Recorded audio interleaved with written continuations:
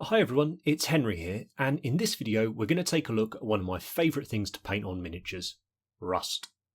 There are so many ways and materials and techniques that we can use to represent this corrosion on our miniatures.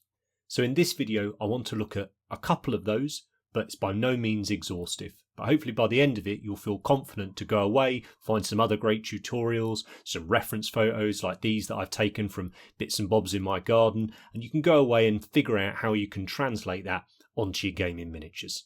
So let's get on with it.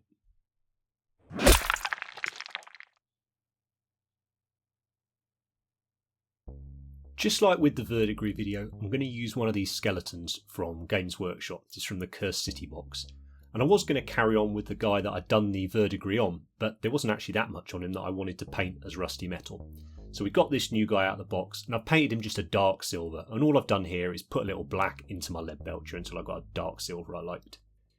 Now to begin with, we want to introduce a little bit of texture into the model to help sell this idea of the corrosion. And for this I'm using a product called Typhus Corrosion by Games Workshop. I've watered it down a little, by which I mean I dipped my brush in my water, touched off the excess, and then dipped my brush in the pot. And I'm going to just apply this into all the creases, all the dents, the places where the water and the atmosphere, everything is going to get into this metal, increase the amount of corrosion there, and isn't likely to get sort of brushed off the surface or washed off the surface. So all the creases, it's pretty obvious on these sculpts, to be honest. And what you can do is, I've taken a bit of care and a bit of time to apply it to the breastplate, but what you can also do is sort of slap it all on like I'm doing to the helmet here, and then clean your brush off and just clean away on some of those flatter areas which perhaps wouldn't have quite as much of that texture on it. Now we're going to make up a wash. It's a 2-to-1 mix of brown to orange. In this case I'm using Agrax Earthshade and I'm using Gryph-Hound orange contrast paint. So 2 drops of the brown to 1 drop of the orange. I'm going to mix this up with a tiny bit of water. Again, just dip my brush in the pot and now I'm thinning and mixing the paint together. I'm going to apply this wash all over the metal area. So the Typhus corrosion from before has dried. You can use a hairdryer or just leave it to dry, it doesn't take very long. And I'm gently applying it to the whole surface. Then I'm taking a clean brush. Just like I said before, I'm wiping away those areas which I feel wouldn't have that much corrosion on. The effect I'm going to try and go for on a lot of this armour is a little bit like the cast iron bowl that I showed in the reference photos at the beginning. Something that's been in the earth for a very long time, become very pitted, but it's not entirely orange. So you get these interesting bits of colour in it from the original metal as well. And I would always suggest working panel by panel with these sorts of techniques. It really won't take you that long. If I was army painting, I'd have my skeletons lined up and I'd do all the breastplates, then I'd do all the swords, all the shields, all the helmets, that sort of thing. Once you get in that rhythm, it really doesn't take very long at all. And I'm certainly planning to do at least a small force of these guys when we get the Soulblight Gravelords release. I'm absolutely in love with these models. I think they've knocked it out of the park. Really excited to paint more of them. Now, initially I wanted to show you how to do this rust just using acrylic paints. So we're going to go in here with pure Gryph-Hound orange. I haven't just diluted this at all, this is just straight out of the pot. And I'm applying this just in those deepest recesses. So we've got a lot more of that dark orange brown showing. Now we're going to intensify that rust a little bit with the pure orange. Gryph-Hound orange is still a relatively dark orange, and it just gives you a lovely effect. They're very usable, these contrast paints, for techniques like this. They give you a little bit of working time, which helps. So if you do put too much on your brush and it washes off the brush all over the model, goes somewhere you don't want it, you can just clean your brush and wipe it up. And it's going to be very much personal taste when it comes to how corroded and rusted up you want your model to be. So just like with the verdigris video, what I want to try and do is show you from start to finish, and you can decide for yourself how much you want. And you just keep applying and applying and applying, wait for it to dry, apply some more, play around and enjoy it. It's worth saying with that typhus corrosion paint I used, the reason I used it was for the texture in it. So if you haven't got it, or you can't get hold of it, if you just mix some very, very fine sand into a brown or a grey wash, something like chinchilla sand, that sort of thing, you get a very similar result. But I just like it for ease of use out of the pot. There's a lot to be said for that. So it's looking pretty nice already. I want to add one further layer of rust, and for this I'm taking a light orange. In this case the colour's called Light Rust by Vallejo Panzer Aces. And with rust we want it to give us a very matte finish, so I'm going to mix this with ultra matte varnish. There are certain brands of paints you can get that have a very matte finish, but if you've got the colour you want but it doesn't have the finish you want, sometimes you can alter that yourself. So effectively what I'm using here is a matte medium. You have things like Lamium medium, which is effectively a satin medium. You can buy matte mediums, you can buy gloss mediums, you can buy metallic mediums, which you can mix into the paints to give them some of those properties if you really like the colour. We're going to apply this mix within that area of Gryph-Hound orange that we've painted on, focusing primarily on the deepest recesses where the corrosion is constantly building up. You see the consistency of this is of like a very thin wash. It's very dilute, so make sure we don't have too much on my brush, so that when I very, very gently touch the model, I don't want too much to come off the brush. If it does, and it fills one of the little divots, then you can just clean your brush off and touch it against it and you'll wick up the excess.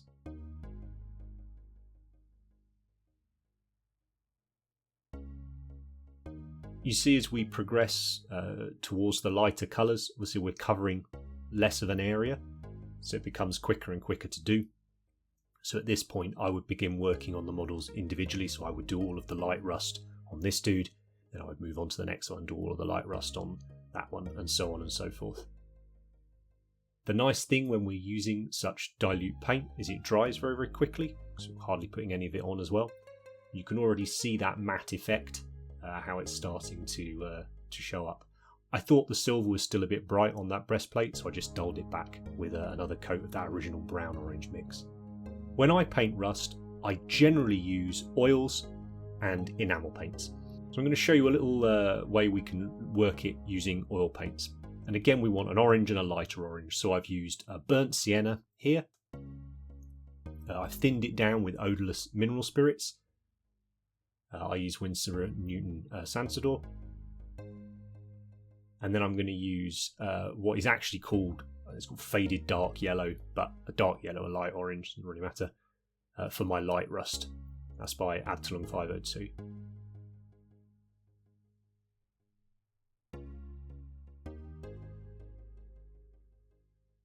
With the little excess bit of oil I have, I always like to put that on the side of the palette because I can use that as a more concentrated application if I want to. So with that first orange over the shield, I'm just going to wash it all over. Effectively we're going to do precisely the same technique as we've done with our acrylic paints, but I wanted you to see the difference you've got with the finish in the oil paints, but also how working with it is a little bit different. So I've washed it all over, then gone back in with a clean brush and I'm taking away the excess. Whereas before we had a few seconds we could do that before it would stain it. With the oil I can take ages to go back and wipe it off if I want. And then once that mid-orange, so the burnt sienna, has dried, I can go in with the light one and apply this more selectively. It's worth noting I still did the Agrax Gryph-Hound orange wash all over it.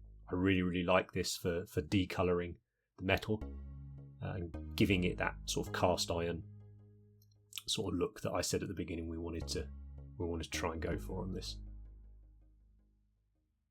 So the big benefit with oils really is the work time that we have and the fact that they dry generally very, very matte, which really helps sell that rust effect.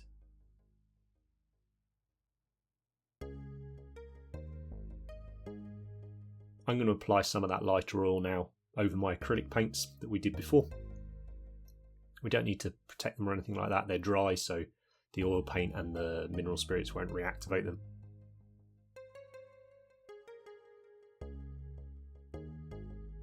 And like I spoke about in the verdigris video, layering up these colours is what makes this corrosion interesting, a little bit more natural, and I think more enjoyable to actually paint. You could just say, oh, why don't you just slap a rust wash all over it? Absolutely go for it. I find this a much more enjoyable process and much more pleasing results. I wanted to show you one final way you can look at doing rust, and this is using pigments. Now in my little palette I've got 99% isopropyl alcohol. I'm going to mix in some pure pigment into that, effectively make up a pigment wash. You can see how it sinks down into the alcohol and it's easy enough to mix it in. That's a lot easier than using water. So we've made basically a really simple wash here. We've got pigment and we've got isopropyl alcohol. I'm going to wash that over the metal. And the benefit of pigments, as you can see when they're dry, is they are incredibly matte. The nice thing about using this isopropyl mix is that when they go on, they're actually fairly robust as well. I'd have no qualms about using these on a gaming miniature. And just apply a little bit of the lighter colour. The final step, regardless of what you've used to create that rust with, is to bring in a little bit more fresh scratched sort of silver to the edges. And for this I've just taken a bright silver, I think Vallejo Model Air Steel. I'm just very gently going to work my way around most of the edges, just tapping my brush against the sides. And that contrast that we get between that bright shining silver and that very dull matte orange dirty rust colour really helps sell the effect, draws the eye. It's very important, especially when we're thinking about using these models on the gaming table as well. Just helps them stand out a little bit more.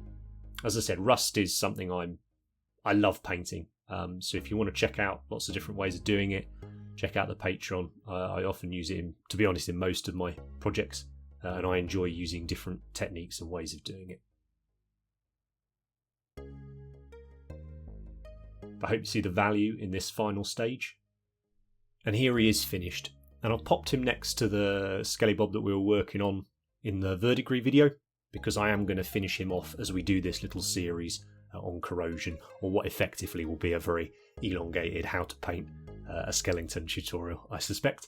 As you can see on that original one, I didn't have very much that I wanted to paint with a rust, but you can see how nice that orange looks against the turquoise that we've got with the verdigris, and that type of contrast again is going to really help us when these models are on the table, really helps them pop and sort of draw people's attention.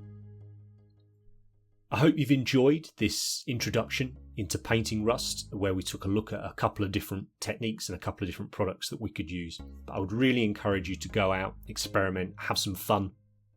And one thing I'd certainly suggest for this sort of thing is go and have a look at some reference photos. Ideally, just go and have a look at something rusty.